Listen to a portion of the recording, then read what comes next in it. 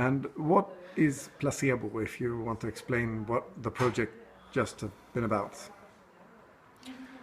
It's been a primary research project, the first step towards understanding basically how you can use modern technology and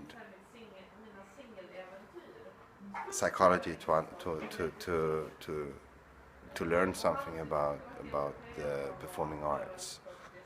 So it's been like a research melting pot where I have tried to work together with some really good, nice people, technologists who know what they're talking about, and I have no idea whatsoever, and take their knowledge and build performance and build a story between a meeting between a live actor and a character, an avatar, which turned out to be from computer game, basically, and to discover,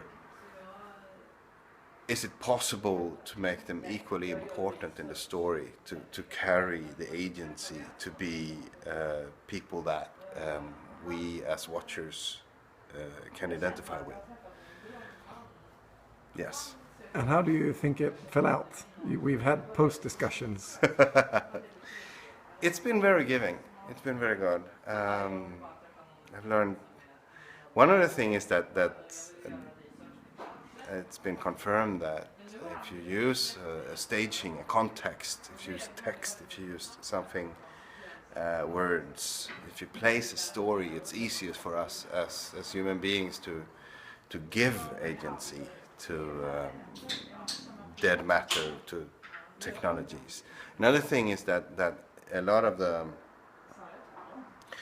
life, as I think actually as in real life, in psychology of a normal person, a lot of the life comes from the unexpected, the point where there is a problem with technology, the point where things are not doing what you thought they would do, and this is where you can find an expression that we all understand, that's something organic, something that is alive and breathing, and that we have to experience, deal with, adapt to. This kind of. So it's been really good work. Some really good talks with people. The technology that we've worked with in the project has been a Kinect controller. Yes. Hooked up to a modification, Gary's mod of Half-Life 2. Yes. And using that type of technology on stage with one actor has caused quite a lot of issues because of the constraints of the technology and the possibilities there. Yeah. How have you worked with that as a creator of this material? Slowly. No, it takes a lot of time.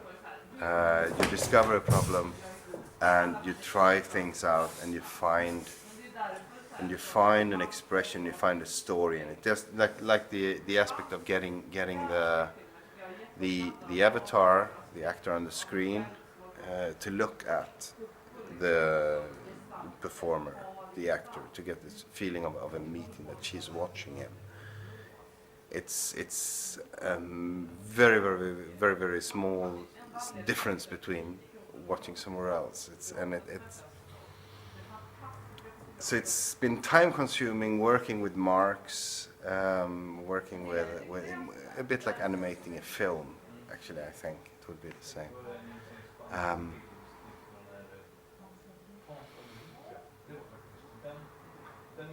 You have to adapt all the time. The next step in this project is the next phase after Placebo that we call the most human. What main points will you bring with you from this concept or work into the next phase? Simplicity.